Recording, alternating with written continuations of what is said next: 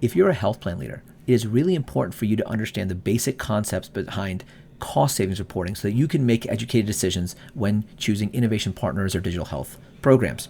So when you look at cost savings, there's two types. There's gross cost savings and net cost savings.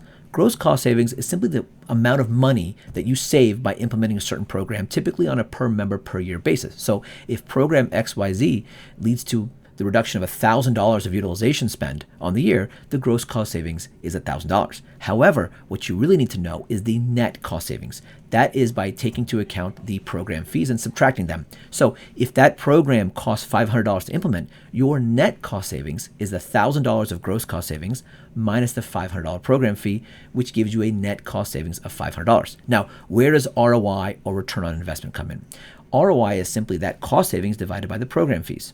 So the gross cost savings for that program is the $1,000 divided by the $500, which is a 2x ROI. However, remember what I told you, the net cost savings was the most important.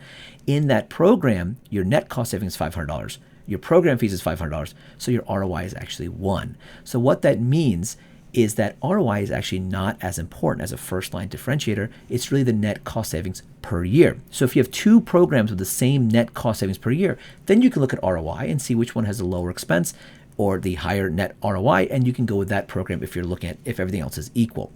Now, here's a caveat. If you're looking at performance reports or a presentation from a digital health solution, and they only report the cost savings, and they don't specify whether it's gross or net, you can safely assume it's probably the gross cost savings without subtraction of the program fees because that number looks better.